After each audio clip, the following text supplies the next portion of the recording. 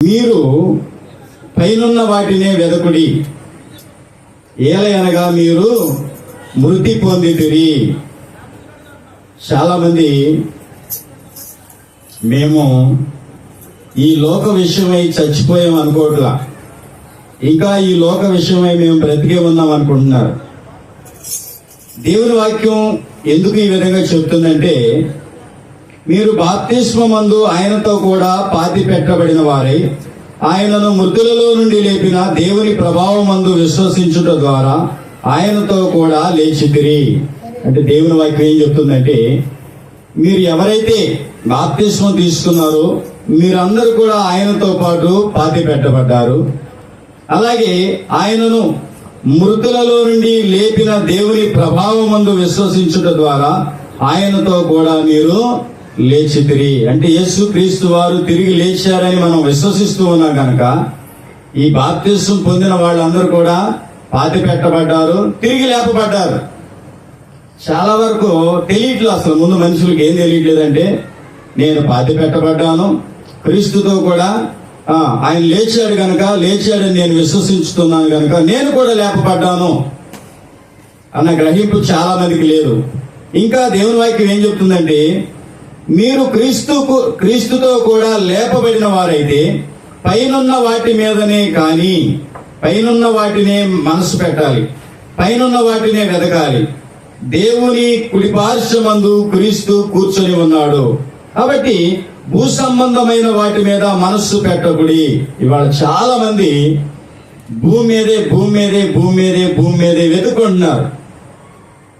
మీరు లేపబడ్డారు, క్రీస్తు లేపబడ్డాడు, మీరు విశ్వసిస్తున్నారు, ఆయన పైనున్నాడు. క్రీస్తు ప్రత్యక్షమైనప్పుడు మీరును ఆయనతో కూడా మహిమయందు ప్రత్యక్షపరచబడుదురు. ఆయన ఏ విధంగా ప్రత్యక్షపరచబడతాడో మీరు కూడా ప్రత్యక్షపరచబడతారు.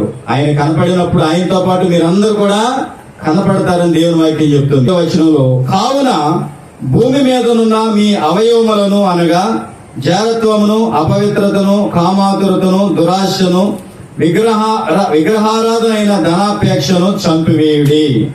ఏం చంపాలంట? క్రైస్తవుడు చంపవలసినవి ఏంటంటే,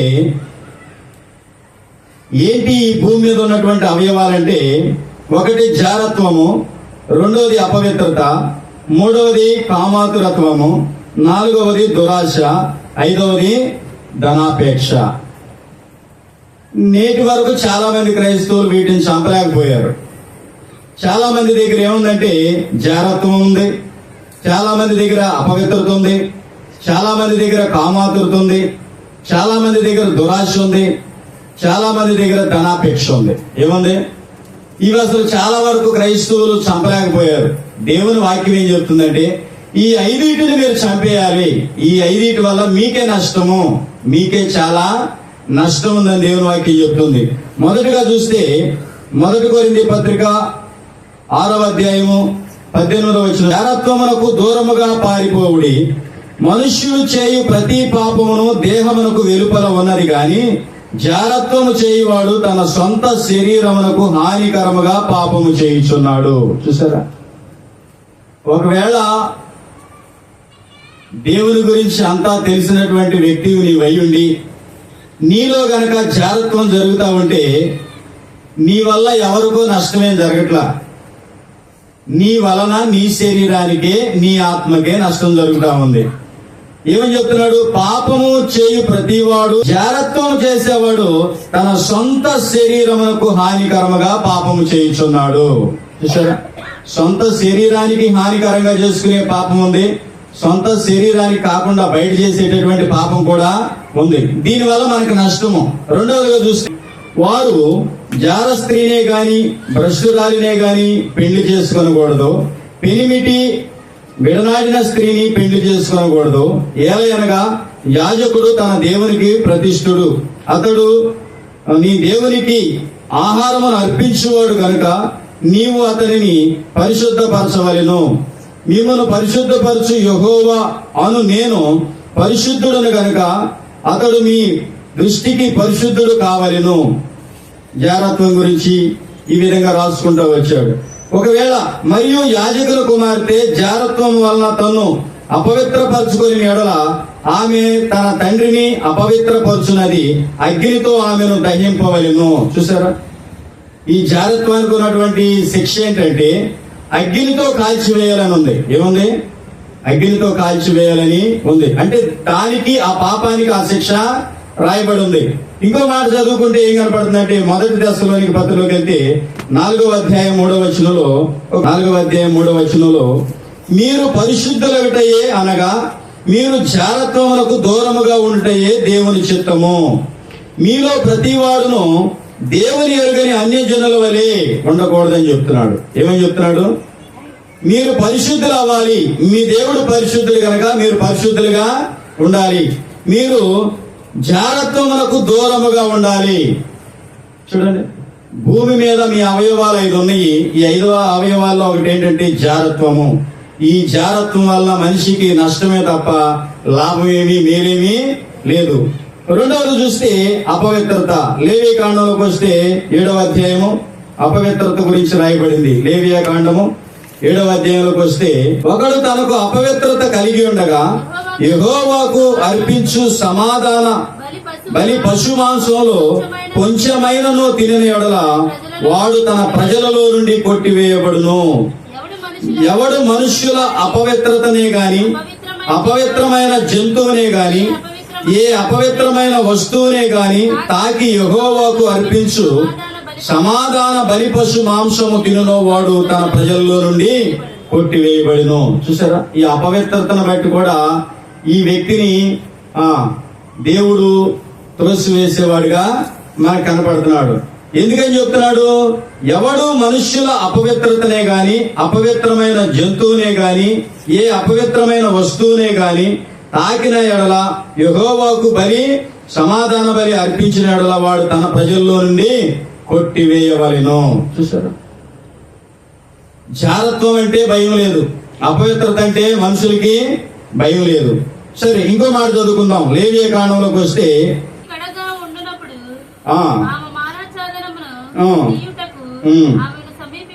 సమీపింపకూడదు.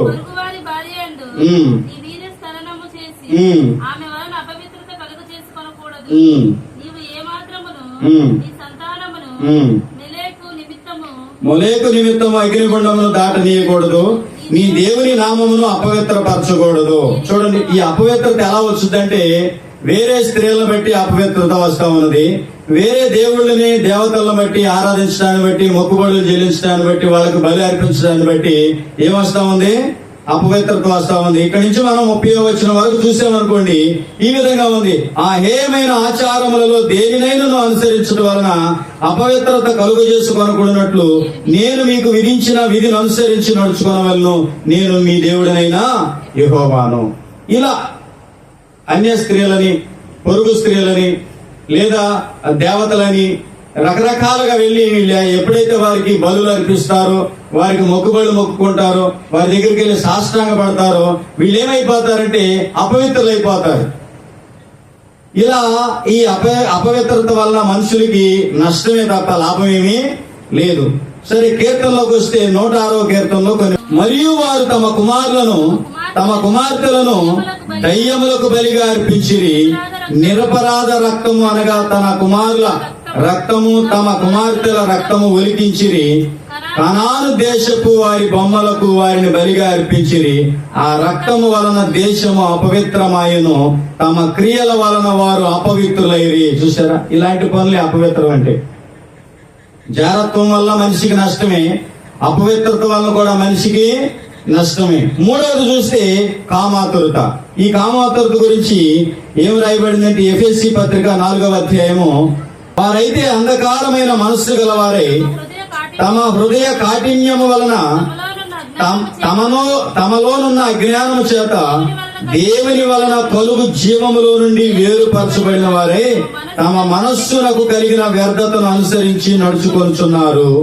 వారు సిగ్గులేని వారై ఉండి నానా విధమైన అపవిత్రతను అత్యాశతో జరిగించుటకు తమ్మును తామే కాముకత్వమునకు అప్పగించుకొనిరి.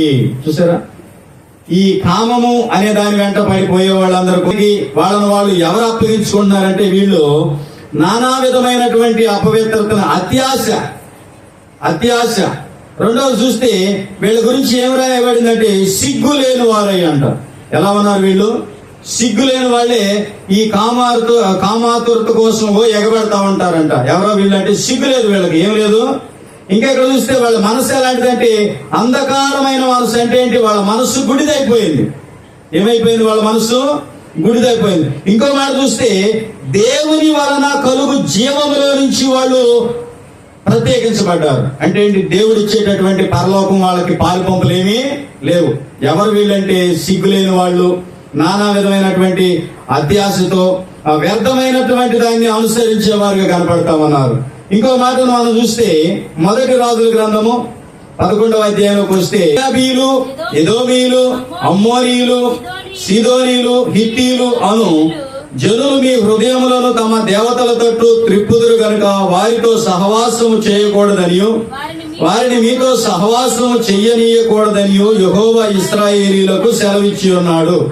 అయితే రాజైన సొలొమోను ఫరో కుమార్తెను గాక ఆ జనులలో ఇంకా అనేక మంది పరస్త్రీలను మోహించి కామాతురత గలవాడై వారిని ఉంచుకొనుచు వచ్చెను. అతనికి 700 మంది రాజకుమార్తెలైన భార్యలను 300 మంది ఉపపత్నులను కలిగి ఉండిరి. అతని భార్యలు అతని హృదయమును త్రిప్పివేసిరి. సొలొమోను వృద్ధుడైనప్పుడు అతని భార్యలు అతని హృదయమును ఇతర దేవతల తట్టు తిప్పగా అతని తండ్రి అయిన దావీదు హృదయం వలె అతని హృదయము దేవుడైన యెహోవా యెడల యథార్థము కాకపోయెను. ఇంకా మనం చూస్తే సొలొమోను అష్తారోతు అను సీదోనీల దేవతను, మిల్కోము అను అమ్మోనీల హేయమైన దేవతను అనుసరించి నడిచెను. ఈ ప్రకారం సొలొమోను యెహోవా దృష్టికి చెడు నడత నడిచి తన తండ్రి అయిన దావీదు అనుసరించినట్లు యథార్థ హృదయంతో యెహోవాను అనుసరింపలేదు. సొలొమోను కేమోషును మోయాబీల హేయమైన దేవతకును, మెలకు అను అమ్మోనీల హేయమైన దేవతకును యెరూషలేము ఎదుటనున్న కొండ మీద బలిపీఠములను కట్టించెను. తమ దేవతలకు ధూపం వేయించు బలులు నర్పించుచుండిన పరస్త్రీలైన తన భార్యల నిమిత్తం అతడు ఇలాగు చేసెను. చూసారా? చెడిపోయాడంట. ఇక్కడ ఎవరో జ్ఞానవంతుడు అని సొలొమోను దగ్గరికి జనం అందరూ ఎగేసుకుంటూ వచ్చారు. సొలొమోను ఎలా ఉన్నాడు? కామాతురత గలవాడై ఏం చేస్తున్నాడంట? పరస్త్రీలను మోహించి కామాతురత గలవాడై వారిని ఉంచుకొనుచు వచ్చెను. ఎందుకు సొలొమోను ఏమయ్యాడు మనకు తెలియదు. ఈ వాక్యాలను బట్టి ఏమయ్యాడో, ఏమవుతున్నాడో, ఏమై ఉన్నాడు కూడా మనకు అర్థమవుతుంది. దయాదాక్షిణ్యం కలిగినటువంటి దేవుడు ఏం చేస్తాడో మనకు తెలియదు. తీర్పు అనేది మన దగ్గర లేదు. తీర్పు జోలికి మనం వెళ్ళొద్దు. జనరల్ గా మనం తెలుసుకుందాం, విందాం. అందుకే ఇక్కడ చెప్తున్నాడు ఏమని? భూమి మీద ఉన్నటువంటి మీ అవయవాలు ఏంటి? ఒకటి జారత్వం ఉంది, రెండోది అపవిత్రత ఉంది, మూడవది కామాతురత ఉంది. ఈ కామాతురత గురించి చూస్తే మనము సిగ్గు లేని వాళ్ళు చేస్తారంట. జీవములో నుంచి వేరు చేయబడిన వారు ఈ కామాతురతను కలిగి ఉంటారంట. మరి ఇక్కడ సొలొమోను ఏమవుతాడు ఏమో మనకు తెలియదు. కాబట్టి చాలా గడిచి పగలు సమీపముగా ఉన్నది కనుక మనము అంధకార క్రియలను విసర్జించి తేజస్ సంబంధమైన యుద్ధోపకరణములు ధరించుకుందాము. అల్లరితో కూడిన ఆటపాటలైనను మత్తైనను లేకయు, కామ విలాసములైనను పోకిరి చేష్టలైనను లేకయు, కలహమైనను మత్సరమైనను లేకయు పగటి యందు నడుచుకొనుచున్నట్టుగా మర్యాదగా నడుచుకుందాము. హల్లెలూయా. మెట్టుకు ప్రభువైన యేసుక్రీస్తును ధరించుకొనిన వారై శరీరేచ్ఛలను నెరవేర్చుకొనుటకు శరీరము విషయమై ఆలోచన చేసుకోవద్దు. కామ విలాసములైనను పోకిరీ చేష్టలైనను అల్లరితో కూడినటువంటి ఆటల పాటలైనను మొత్తైనను మందుకొట్టుకుంటా తిరగటం. మొత్తం అంటే అదే. తేజస్ సంబంధమైన యుద్ధోపకరణములు ధరించుకొని ప్రభువైన యేసుక్రీస్తును ధరించుకొని శరీర విషయము ఆలోచన చేసుకుంటూ వదిలిపెట్టేయండి. ఈ శరీరానికి ఏం తేవాలా, ఏం పెట్టాలా, ఏం తేవాలా ఈ వదిలేసేయండి. కృప దొరికింది, రక్షణ దొరికింది, యేసు ప్రభు దొరికాడు, జీవం దొరికింది. దానినే వెతకాలి. దేనిని? ప్రభువా నేను పరలోకం వస్తాను కదా, నువ్వు నాకు అక్కడ ఏమి ఇస్తావు? పరలోకంలో నువ్వు నాకు ఏమి సిద్ధపరిచావు? దేవుని వాక్యం చెప్తుంది, మీరు బాప్తిస్మంలో కూడా పాతి పెట్టబడ్డారు. యేసుక్రీస్తు వారు కూడా చనిపోయాడు, యేసుక్రీస్తు వారు తిరిగి లేచాడు. మీరు విశ్వసించడం ద్వారా మీరు కూడా తిరిగి లేచారు. మీ జీవము, ఎవరి జీవం? బాప్తిస్మం పొందిన వాళ్ళు, దేవుని సన్నిధిలో నడిచే వాళ్ళు జీవము ఎక్కడ ఉందంటే యేసు ప్రభుతో కూడా ఉంది.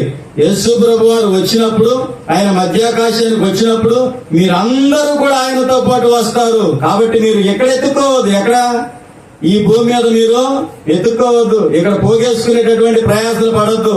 ఇక్కడ మీరు సంపాదించుకోవాల్సింది ఏంటంటే పరలోకంలో నుంచి, పరలోకంలో మీకు దొరికే వాటిని మీరు ఇక్కడుండే సంపాదించుకోవాలని దేవుని వాక్యము చెప్తుంది. సరే, మూడవది అయిపోయింది. నాలుగవది దురాశ. ఎలాంటిదంట? దురాశ. 2 పేతురు పత్రిక 2వ అధ్యాయము 18వ వచనం చదువుకున్నాం. మీరు వ్యర్థమైన డంబపు మాటలు పలుకుచు ఆమె శరీర సంబంధమైన దురాశలు గలవారై, చూసారా, తప్పు మార్గమందు నడుచువారిలో నుండి అప్పుడే తప్పించుకుని వారిని పోకిరీ చేష్టల చేత మరలు కొలుపుచున్నారు. ఆమె భ్రష్టత్వములకు దాసులయ్యుండి అట్టి వారికి స్వాతంత్రం ఇత్తుమని చెప్పుదురు. ఒకడు దేని వలన జయింపబడునో దానికి దాసుడగును కదా. శరీర సంబంధమైన దురాశలు. అర్థమవుతుందా? శరీరానికి బోళ్ళని దురాశలు ఉన్నాయంట. వీళ్ళు చేసే పనులు ఏంటంటే వీళ్ళే భ్రష్టులుగా ఉంటారు, వీళ్ళే చెడిపోయి ఉంటారు, వీళ్ళే పాడైపోయి ఉంటారు. ఇంకా బయట ఉన్న వారికి ఏం చెప్తారంట? మేము మీకు స్వాతంత్రాన్ని ఇస్తాము అని చెప్తారంట. ఏమన్నా శరీరానికి దురాశలు. యోధా పత్రికలోకి వస్తే 16వ వచనంలో ఒక మాట కనపడుతుంది. వారు తమ దురాశల చొప్పున నడుచుచు లాభము నిమిత్తము మనుష్యులను కొనియాడుచు సణుగువారును తమ గతిని గూర్చి నిందించు వారినై ఉన్నారు. వారి నోరు డంబమైన మాటలు పలుకును. స్తుతి చేసుకుంటూ తిరుగుతా ఉంటారంట.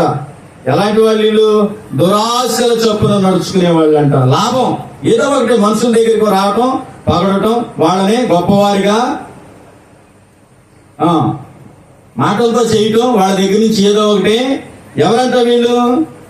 వీరి నోరు డంబమైన మాటలు పలుకుద్ది అంట. డంబమైన మాటలు ఎవరి దగ్గర నుంచి వస్తాయి? సాతాను దగ్గర నుంచి వస్తాయి, దెయ్యాల దగ్గర నుంచి వస్తాయి. వీళ్ళ నోరు ఎలా ఉందంటే డంబము. ఎలా ఉందంట? ఎందుకని చెప్తున్నాడు? వీళ్ళు ఎందుకు ఈ పనులన్నీ చేస్తారంటే తమ దురాశల చొప్పున నడుచుచు లాభము నిమిత్తము మనుష్యులను కొనియాడుదురు. ప్రతి మనిషి దగ్గరికి వెళ్ళి ముఖస్తుతి చేస్తా ఉంటారంట. అందుకే నాడు పాటలో ఆ మొహాల దగ్గరికి వెళ్ళి వాళ్ళు ఏం చేస్తారంట? ఎందుకంటే ఏదో ఒకటి దొంగ మాటలు చెప్పి, డంబపు మాటలు చెప్పి వాళ్ళ దగ్గర నుంచి ఏ ఒకటి కొట్టేస్తారంట. అర్థం? ఎవరు వీళ్ళు? ఎవరు వీళ్ళు అంటే వాక్యాన్ని ప్రకటించే వాళ్ళే. లోకం వాళ్ళ సంగతి పక్కన పెట్టండి.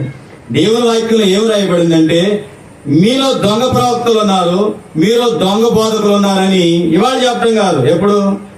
ఆదిమ సంఘములో నుంచే బయలుదేరారంట. ఎవరు వాళ్ళు? దొంగ బోధకులు, దొంగ ప్రవక్తలు. వాళ్ళు ఏం చేస్తారంటే మనుషులకి డబ్బా కొట్టుకుంటూ తిరుగుతారంట.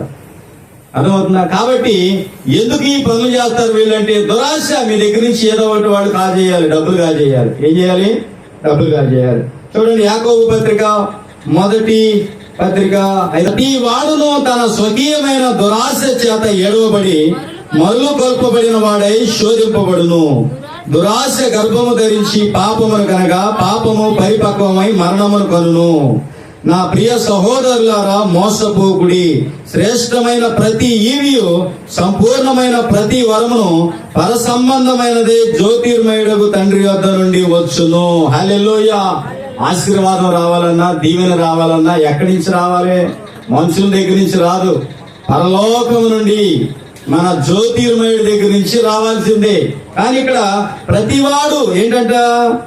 స్వకీయమైన దురాశలు. ప్రతి వ్యక్తికి దురాశలు అంటుకుపోయినాయి అంట. దేవుని వాక్యం ఏం చెప్తుందంటే మీ దురాశలను చంపివేయండి, మీలో ఉన్న అపవిత్రతను చంపివేయండి, మీ దగ్గర ఉన్నటువంటి జాగ్రత్తని చంపివేయండి, మీ దగ్గర ఉన్నటువంటి కామాతురతను చంపివేయండి అని దేవుని వాక్యం చెప్తుంది. చాలా మంది వీటిని చంపట్లా బ్రతకనిచ్చుకుంటున్నారు, వీటి వల్ల ఏదో లాభం అనుకుంటున్నారు. ఇవన్నీ ఎవరి దగ్గర ఉంటే వాళ్ళందరూ కూడా క్రీస్తు యొక్క జీవములో నుంచి వేరు చేయబడతారు. క్రీస్తు యొక్క జీవములో నుంచి పక్కకి తీసివేయబడతారు. చూడండి, ఎఫెసీ పత్రిక 4:20. మునుపటి ప్రవర్తన విషయములో మోసకరమైన దురాశల వలన చెడిపోవు మీ ప్రాచీన స్వభావమును వదులుకొని. ఏంటంట? మోసకరమైనటువంటి దురాశలు ఏం చేస్తాయంట? మనల్ని చేపేస్తాయి అంట, పాడు చేస్తాయి అంట. వాటిని విడిచిపెట్టేయాలి మనము. మీ చిత్త వృత్తి యందు నూతన పరచబడిన వారై నీతియు యథార్థమైన భక్తియు గలవారై దేవుని పోలికగా సృష్టింపబడిన నవీన స్వభావమును ధరించుకొనవలెను. చూసారా, ఈ దురాశలు మనుషులను పాడు చేస్తాయండి. చూడండి, ఎలీషా వద్దన్నాడు. గెహాజీ వాడి దగ్గర ఉన్న ఆశ మామూలు ఆశ కాదు, పరిగెత్తుకుంటే వెళ్ళిపోయాడు. ఇప్పుడే వచ్చాడని అబద్ధాలు చెప్పాడు. ఏం తెచ్చుకున్నాడు? వస్త్రాలు తెచ్చుకున్నాడు, ఇంకా వెండి కూడా తెచ్చుకున్నాడు. అవన్నీ కోరుకున్నావు కదా అని అర్థమవుతుందా? ఆ వస్త్రాల వెనక చూసింది ఏంటిది? కుష్టి వ్యాధి అంటుకుపోయింది. ఆకాను కూడా చెప్పాడు. ఆకాను కూడా వెనుకొని వెళ్ళిపోయి ఏం చేశాడు? దురాశ, ఆశపడ్డాడంట. వీడు కూడా ఆశించాడు. ఇలా ఆశపడి మనం ఏదైనా తెచ్చి పెట్టుకున్నాం అనుకోండి, ఆ ఆశపడి తెచ్చుకున్న వస్తువులను బట్టి, గుడ్డలను బట్టి ఏదైనా అపవిత్రాత్మ, దురాత్మ వచ్చేస్తుంది. అపవిత్రాత్మ అయితే ఏకంగా చంపేస్తుంది. దురాత్మ అనుకోండి, ఆ రోగం ఈ రోగం ఈ రోగం ఆ రోగం పెట్టి ఇసుకించి అట్టగొట్ట రోగాల పాలు చేసి చంపుతుంది అనమాట. కాబట్టి ఇక్కడ 5వది ధనాపేక్ష. 1 తిమోతి పత్రిక 6వ అధ్యాయము. ధనవంతులకు అపేక్షించువారు శోధనలోను, ఉరిలోను, అవివేకయుక్తమును, హానికరములనైన అనేక దురాశలలోను పడుదురు.